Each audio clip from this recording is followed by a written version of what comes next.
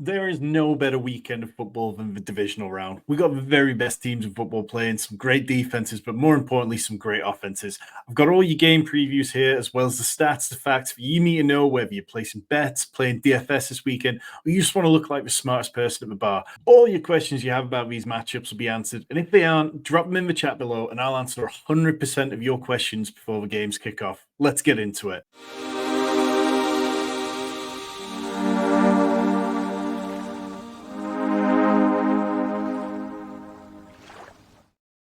We are starting with the Houston Texans at the Baltimore Ravens.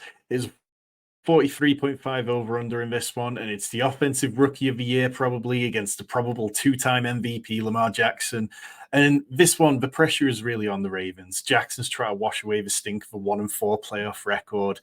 The last time he played in the playoffs was 2021. The last 2 years, Ravens have been kind of close to the playoffs or even in the playoffs, but Jackson's been injured, and you can really tell that he wants to go out there and correct this kind of like stink that's hanging over him.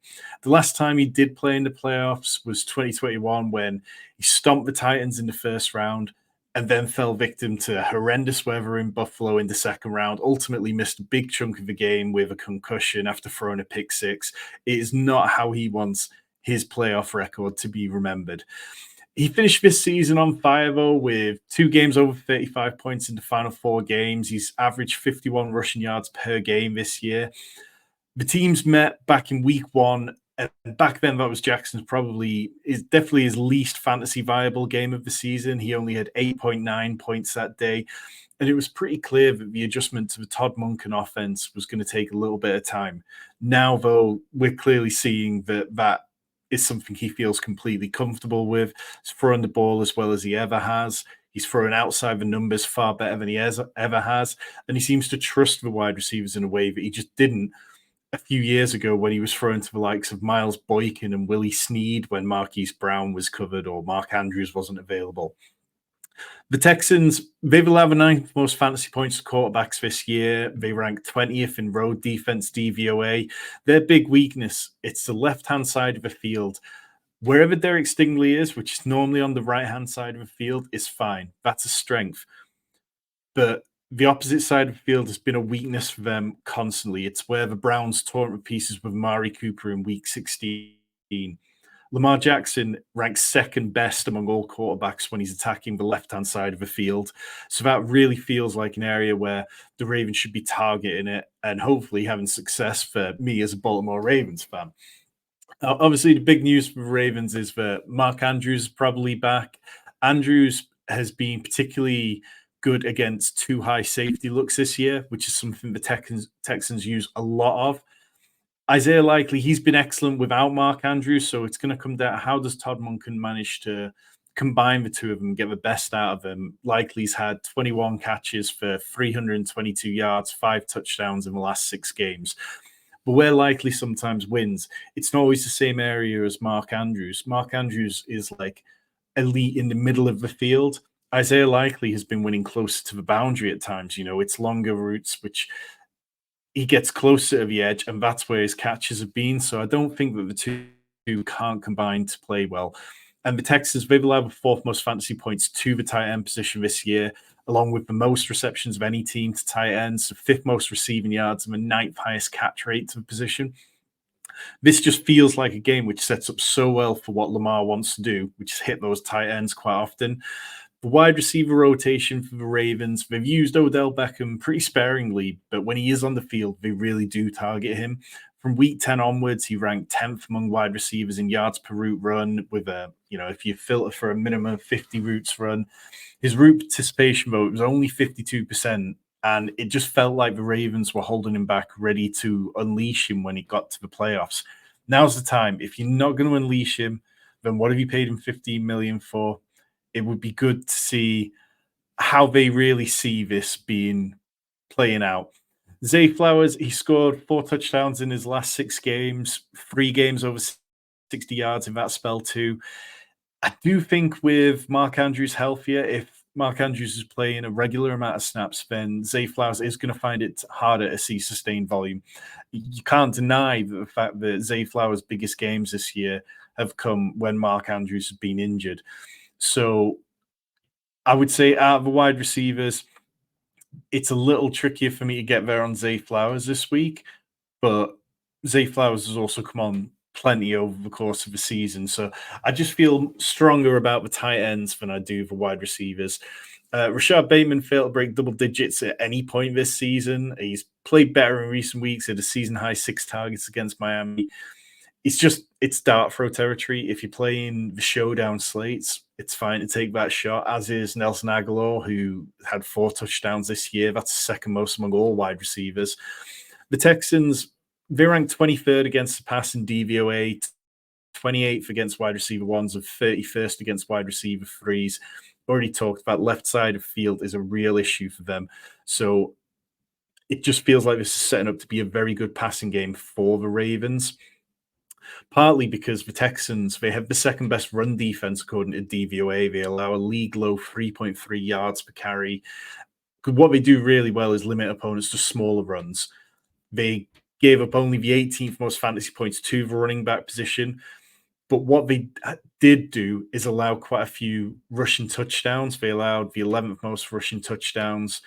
So on smaller slates like this, if you're playing the 4-game slate or if you're playing Showdown, touchdowns become really valuable, even on DraftKings, where we're after, it's PPR format, which kind of boosts Gus Edwards' value. I think, yes, we are going to see some Dalvin Cook this weekend. It's going to muddy things up slightly, but the reality is that Todd Monken's been using quite a healthy rotation for decent spells this year, depending on how the game script's going and depending on what the defense is giving. So I don't think I'd really want to play any of the running backs. Let's move across to the Texans.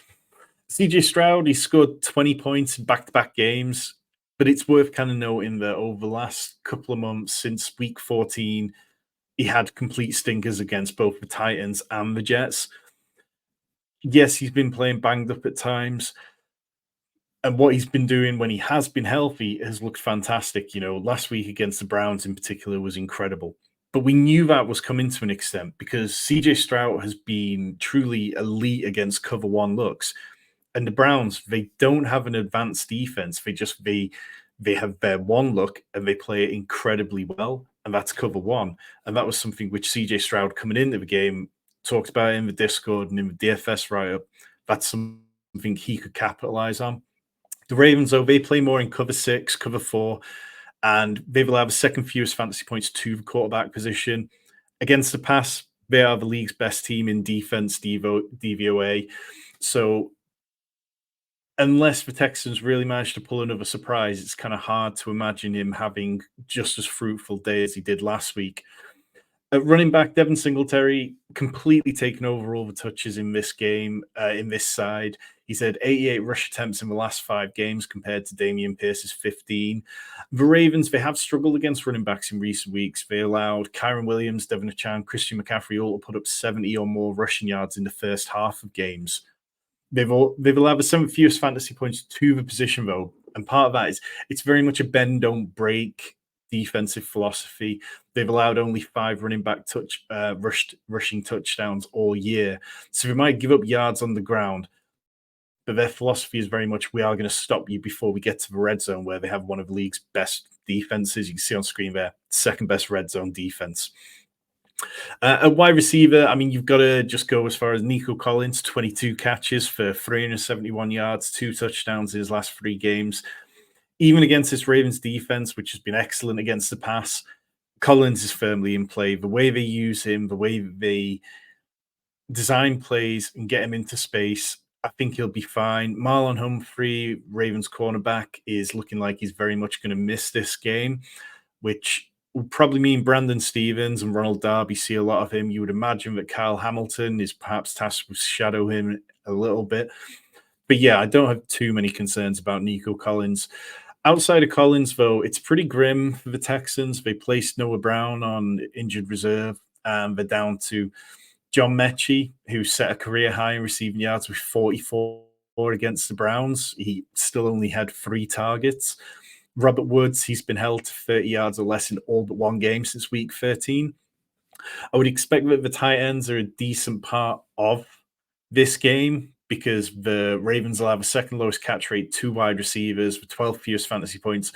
So if Bobby Sloak's going to get into his bag, then he's going to want to draw up plenty of work for Dalton Schultz, who is coming off a disappointing game. He saw a season low 2 targets, kind of made up for it by scoring a touchdown. And part of the problem is that Brevin Jordan is now playing so much more since he kind of re-emerged a little bit recently. Brevin Jordan played 50% of snaps last week and, of course, broke that long touchdown as well. The Ravens, they've only allowed 3 tight end touchdowns all year. This defense, it just doesn't give up a lot.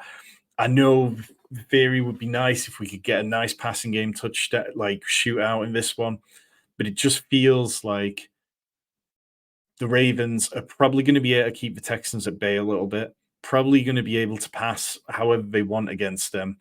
And ultimately, it's kind of hard for me, admittedly being biased, to see anything other than a Ravens win here. We are going to get to the second game in a second, but I need you, if you're here watching this, enjoying this, ready to try and make some money this weekend. We are closing in on 1,600 subscribers. I know that so many of you come back to this channel after watching videos. You come back, but I also know 80% of the people watching this channel are not subscribed. Do me a huge favor. Help us help you and hit that subscribe button. We've got so much good content coming your way soon. Green Bay at San Francisco. The Niners favored by 10 points. This one, the only game of the week, over 50 points on the over-under. And what the Packers did last week was incredible, and I do not want to write them off whatsoever. But the Niners are coming into this game fresh, having had the bye week. The Niners are a better team than the Cowboys. And what the Packers did well last week was they dominated the Cowboys with 12 personnel looks, playing 2 tight ends. But that formula, it's probably not repeatable here because the Niners allow the 3rd fewest yards per attempt to those looks, 2nd fewest yards per carry. They've been strong against that. So the Packers are going to have to come up with other ways to beat them. Jordan Love, though, he was excellent last week. 16 of 21 passes, 272 yards, 3 touchdowns, really spread the ball around really well. And it just kind of capped off what's been a really nice streak for Jordan Love. He scored 22 or more points in all 4 of his last 4 games. And I think if he can capitalize on what the Niners are weak at, then he can be plenty viable again this weekend. Where the Niners are vulnerable is on the perimeter. The Niners allow the 7th most fantasy points to outside wide receivers. And Jordan Love is above 100 QB rating when targeting both perimeters, right or left. So it does feel viable for him. Last week, Romeo Doubs set season highs in receiving yards with 151. And the Cowboys, they just didn't seem to have any answers for him. He caught all 6 of his targets as well as the touchdown. Doubs, he was a bit of a forgotten man in Green Bay. He only had 1 game over 15 points since week 11, and then he just goes out there and scores 30.1. With the Packers wide receiver room now, it feels really difficult to figure out which wide receiver it's going to be each week. Jaden Reed was kind of like the hot property going into this game, but then he goose-egged against the Cowboys. I think part of that is he's probably banged up. He didn't catch any of his 3 targets. He only played 46% of the snaps. I think part of that was to do with the fact that they were so dominant in 12 personnel, and that those looks favored Romeo Doubs and Dontavian Wicks slightly more. But in this game, maybe a week healthier, perhaps Jaden Reed is what you're after, particularly if we're going to be looking at a different sort of personnel look. Dontavian Wicks was a fine play last week, and 4 touchdowns in his last 4 games. But he only really gets there when he scores touchdowns because he's been held below 30 yards in 2 of the last 4 as well. So I don't mind taking shots at these players. I think if you're looking at this game and saying, is it going to go over the 50.5 over under, then it's going to need to be players like Jaden Reed getting involved. Christian Watson, he's the real wild card of this because he only played 41% of snaps last week, had a single catch on 1 target for 9 yards, but they didn't really need him. The Packers got up so quickly and destroyed the Cowboys so fast, they could afford to be gentle with Watson's usage. That was the first time that he'd played since week 13. He did have back-to-back games back then with 20-plus points. And we know the kind of areas which Christian Watson can win might suit a game like this where you need to be taking those deep shots. You need to be firing towards the sideline. So I don't mind taking shots on Christian Watson. I don't mind taking shots on all the Packers wide receivers, and it feels like that's where this slate might get. That's where you're going to be able to gain leverage because their ownership is going to cancel each other out a little bit. The other player who's really interesting for the Packers, though, is Aaron Jones. Since he kind of got healthy in week 16, he's averaged 23 touches a game, 134 total yards per game. He's ranked sixth in yards after contact, eighth in explosive run rate. And the Niners' run defense is a bit of a weakness for them. They're very much, the pass defense is excellent. They rank really highly there. They rank fourth highest overall, but when it comes to the run game, they rank 15th in DVOA. Part of that is because, they don't need to be good at defending the run when they can be just so dominant and put games into pass heavy scripts. They've allowed the eighth fewest fantasy points to the position because not many teams are in a position to run on them. So it'll be interesting to see how the Packers come out. I don't mind taking shots on Aaron Jones here. These small slates, it can be very tricky to work out which running backs are going to be the ones you need. And Aaron Jones' ceiling is probably higher than a good chunk, definitely higher than the Ravens running backs, higher than Devin Singletary. I think you could look at James Cook and say Aaron Jones is probably going to outscore James Cook on a decent number of slates. Same for Pacheco. So, yeah, completely fine with him. Tight end, Luke Musgrave and Tucker Kraft, they're just canceling each other out. Kraft, he's only had 3 targets in the last 2 games, in each of the last 2 games. Before that, while Luke Musgrave was on IR, he was seeing like 6 targets per game. So it's really tricky to know which one will be useful. I think, if you're playing Showdown, you can easily use that kind of leverage and take shots on one of them.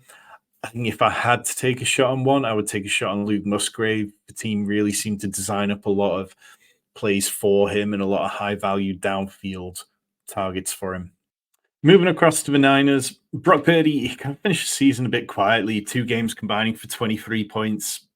But that didn't really feel like the Brock Purdy we're going to get in the playoffs. You go back before those 2 games where he combined for 23 points, and he'd scored more than that in 6 of the previous 7 games. The Packers defense have been playing well, but they do rank 26th in DVOA. I just feel like they can't keep getting away with it. And sooner or later, they are going to get lit up by somebody. And it wouldn't surprise me if that's Brock Purdy and Kyle Shanahan coming off a bye. CMC hasn't played since week 17 when he injured his calf, but it sounds like after 2 rests, he's going to be completely fine. And it's a great matchup for him. The Packers will have the 12th most fantasy points to running backs. They rank 26th in DVOA against the run, 27th against running backs in the receiving game. And what McCaffrey brings to the table with like 91 rushing yards per game, 5.2 targets per game, it's really difficult to build a lineup and tell yourself, I'm going to fade Christian McCaffrey, because out of all the running backs on this slate, he's the only one who you could feel confident saying he could have a 30-point game and he could have a 40-point game. The Niners wide receiver room, it's narrow and it's just kind of easy, that you might get a Debo week, you might get a Brandon Ayuk week. And on these short slates, those kind of decisions and having confidence in players is where you separate from the field. I think if you are looking to fade Christian McCaffrey completely, you could play into the idea that perhaps he's a bit injured, a bit banged up. Maybe the Niners get out to a lead and don't want to push it too far with him. And in that case, I would be looking for double stacks with Purdy, looking at either Debo and Ayuk or adding Kittle to that. Debo, he scored 6 touchdowns between weeks 13 to 17, and he just edges out Ayuk in that period with a 25% target share to Ayuk's 24%. The Packers, they rank 26th in DVOA against wide receiver ones. So you've kind of really got to take it's a bit ambiguous. You have to decide who the wide receiver one in that situation is. They are much better against the perimeter wide receivers. So the Packers, they have allowed the 7th fewest wide receiver fantasy points to wide receivers out wide. They give the 11th most to wide receivers in the slot.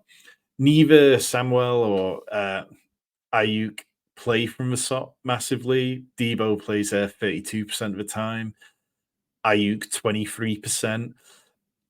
Both players, we've had 6 games this year with over 20 points. They're capable of really going nuclear here. I lean slightly more towards Debo because he sees more red zone looks. He's had 12 this year compared to Ayuk's 7. And I also think he's just the first read option so much more often. And if Kyle Shanahan's been in his bag designing plays over the bye week, Debo is the player who those plays get drawn up for more often. Just covering the other wide receivers quickly, Juwan Jennings, 2 double-digit games all year. If you're playing Showdown, that's possibly in play if you really expect the Packers to give up a lot of wide receiver fantasy points. And then Ronnie Bell saw 5 targets from Sam Darnold in Week 18 against Rams backups, but he only caught one of them for 5 yards. Even on Showdown, I'm not sure I can get there. What I really want to lean towards is Brock Purdy with Deebo Samuel and then George Kittle, who is always a volatile asset. He's had 5 20-plus point games this year and then 6 at or below 6 points. He's had over 50 receiving yards in 6 of the last 7 games, the meaningful games you throw out Week 18. And now he faces a defense that allows the second highest yards per reception to tight ends. That just spells big George Kittle week. So for me, I don't mind taking shots on Jordan Love. I think you could double stack him with Jaden Reed and possibly Christian Watson or Romeo Dubs, or you go Jordan Love, Aaron Jones, Jaden Reed, or Brock Purdy with Debo, George Kittle. If you're looking to fade Christian McCaffrey, if you can't make a lineup work with him in there, or otherwise, you just play this through CMC, maybe a Packers player or two, and then get into the other games. Tampa Bay at Detroit, 48.5 over under. This is a game which sets up perfectly for the pass game. Both teams are really good against the running back position. Detroit allow the fewest running back fantasy points. Tampa Bay allow the third fewest. But when it comes to the rest of the defense, Detroit allow the 6th most fantasy points to the quarterback position. Tampa Bay the 8th. Detroit allow the 4th most wide receiver fantasy points. Tampa Bay the 8th most. Detroit allow the 8th most tight end fantasy points. Tampa Bay the 2nd most. So this one feels like it's got so much fantasy goodness in it that there's going to be ways to stack things up really easily. Baker Mayfield, he's had 280 plus passing yards in 4 of the last 5 games, 11 touchdowns in that spell. And it felt against the Eagles like he left some on the table. There were a few drop passes. There were a few situations which could have broken better, and he could have had an absolute monster game. I'd prefer playing Baker over Jared Goff. He's had less than 15 points in 3 of the last 4 games. He's only passed for multiple touchdowns in 1 of those games. The Lions, they're content to run the ball in when they get near the red zone. They're content with Goff being an efficient quarterback. He doesn't need to go out there and put up 300 yards and 3 touchdowns in every game. So, I'd much rather attack this from the Bucs side, where the quarterback position. At the running back position, Jahmyr Gibbs and Rachaad White feel slightly better values because of their passing game roles. I'd lean towards Rachaad White because the Lions allow the 2nd most yards per reception of running backs. But I don't really want to get into either of them. I feel like it's probably a better slate to go. If you can get to Christian McCaffrey, do that, and then punt the running back position slightly at the 2nd one and try to get into these wide receivers, save your salary for them. Mike Evans, he's had 7.3 points per game over the last 3, but this is a really good bounce back spot. I would not be surprised to see him get back in the end zone, go for one of those kind of 100-yard games that we see him go for. Chris Godwin, he's had 2 touchdowns in the last 3 games, and Detroit allowed the 3rd most fantasy points to slot receivers, an area where we know he plays in and out of, and I wouldn't be surprised to see him have 7 or 8 catches in this game. Amon-Ra St. Brown, he's had 21 points or more in each of his last 5 games. When you compare that with Jared Goff, who's rarely getting over 15, Amon-Ra is just doing all the work because he's so efficient. He gets the catches. He gets the 100-yard bonuses. He's had good games against the Vikings defense twice, and they were a good defense. Dallas, Denver, and the Rams in that spell. He has just been cooking. Outside of those guys, you don't need me to tell you those guys are good plays. Trey Palmer, if he tweets I'm pissed off then you've got to play him. These are the rules he's established. Tweeted it last week, goes for a touchdown. Historically, he's tweeted it a bunch of times, gone for touchdowns. He did, however, only have 2 targets, and the touchdown occurred on a very broken play thanks to the Eagles just being terrible. David Moore, he had 3 targets. Again, he made a couple of nice gains. I'd be fine playing. David Moore's probably my slight lean, the veteran. He got targeted downfield a bit more. They're both similar in price, so I don't think you can really go wrong. But one of those feels like a very easy play on your Buck stack. On the Lions side, Josh Reynolds is a back-to-back games with 7 targets. He's been plenty productive. Jared Goff's connection with him, dating back to their times in LA, it just seems to work. Meanwhile, Jameson Williams, I know the ceiling's there, and I hate to be a hater, but he's had 1 10-point game since week 11. This is just a guy who has failed to put up fantasy numbers at any point throughout his career, and it's 2 years in now. At tight end, Sam Laporta, you'd imagine he's going to be healthier this week, coming off last week where he only saw 3 targets for 14 yards. He did play 80% of the snaps. It felt like perhaps he was being used as a decoy a bit at times. He got the touchdown in the red zone, but it didn't feel like they were really wanting to rely on him a lot on the open field where he was being asked to do a lot more. Tampa Bay, they've allowed 7 tight end touchdowns this year, so it's definitely a position where teams can get at them. On the other side, I mean, K. Dotton, I'd given up on K. Dotton. Like, this was his second game over 11 points all year, and he goes 8 for 89 on 11 targets. Like, K. Dotton has failed to break double-digit points when scoring touchdowns on a couple of occasions this year. I just did not see that kind of ceiling outcome in his range of outcomes. And the Lions, they do struggle against the position. So, yeah, I think you can attack this game. Primarily, I would go from the Bucs side with Baker Mayfield, Godwin, one of the punt wide receivers, and then Amon-Ra and Sam Laporta. I think that stack, you are going to be able to make it work. I think you could also go with Mike Evans in there ahead of Godwin. And if I'm doing that, then I really want to push the Lions pass catchers. So if I'm saying, okay, Mike Evans is going to get there, we know Mike Evans gets there from the deep downfield targets. So the change in the game happens quickly. So then you're going to want more Lions pass catchers because they're chasing the game or chasing an outcome, or perhaps they've already got there. One last game to go before we get there. I've already told you, all I need you to do is just hit that subscribe button. We've got mock drafts coming for rookies. We've got loads of Dynasty content, loads more previews all the way through to the Super Bowl. Hit the subscribe button. Let us help you win. Kansas City at Buffalo. In case you hadn't heard, this is Patrick Mahomes' first ever road game in the playoffs. And I think a lot's being made out of that about how much of the Chiefs going to be able to play without that incredible crowd that they have at Arrowhead. Well, this year, the Chiefs ranked 6th best in offensive road DVOA, so I don't think that we need to worry too much about them. I don't think it's going to change too much about their offense at all. These are 2 similar defenses for fantasy purposes. Both ranked top 7 in fewest fantasy points allowed to the quarterback position. Both are top 7 in fewest fantasy points allowed to wide receivers. Both are top 8 in fewest fantasy points allowed to tight ends. When it comes to running back, they're both pretty middle of the pack. Like, neither of them have glaring weaknesses in terms of fantasy points allowed. The Chiefs, they do rank 26th in run defense DVOA, particularly over the last month. It's been a vulnerability. So it'd be interesting to see whether Josh Allen is going to get there and rush a lot, whether James Cook is going to be a bigger part of the role. We talked last week before the wild card round about how both these quarterbacks rush more when it comes down to the playoffs. Patrick Mahomes, he's been over 30 yards in over 50% of his career playoff games.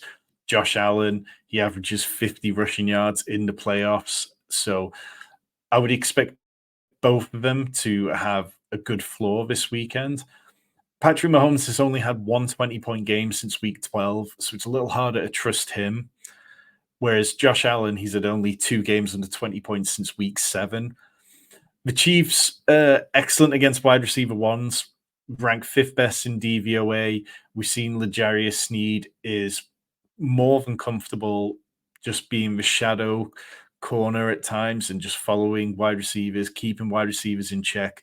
Last week, he managed to keep Tyreek Hill very much in check to the point that Tyreek Hill tweeted afterwards about how he'd, sent his ass to Cancun. Diggs has had back-to-back games with 7 catches. He hadn't had 7 catches since week 8 in a game. He's only scored over 15 points once in the last 9 games.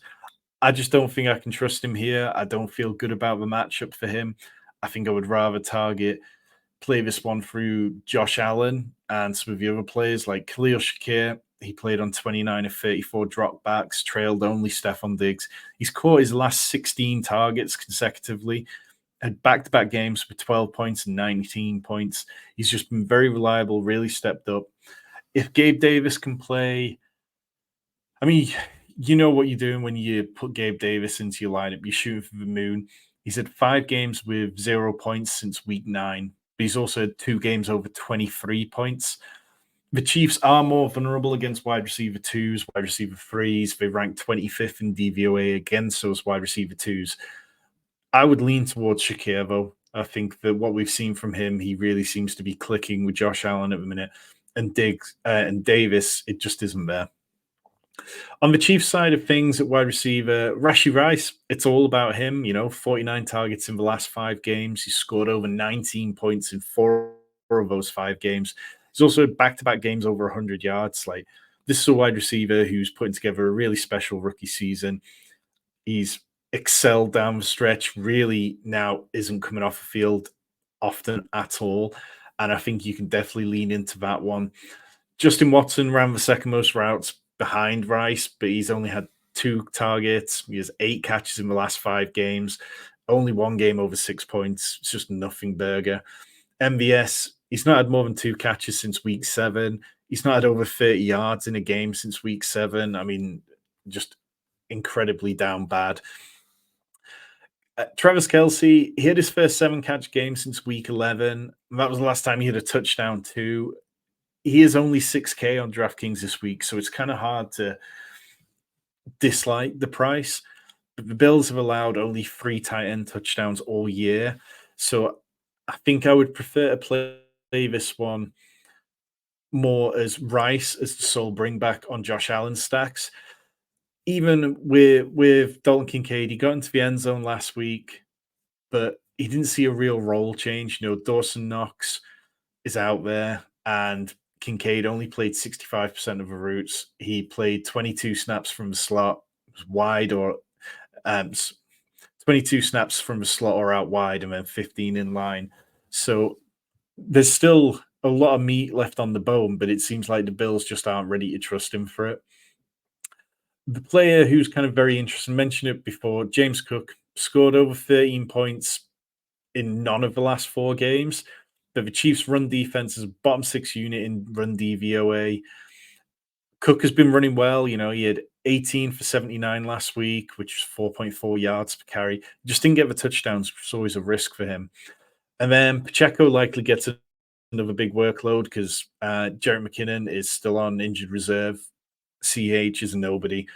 Pacheco, the Bills allow 4.4 yards per carry. Pacheco's seen 42 rush attempts in the last 2 games, scored 5 touchdowns in the last 5 games. If I'm looking to stack this one, I'm going with Josh Allen, I'm going with Shakir, and I'm going with Rashee Rice.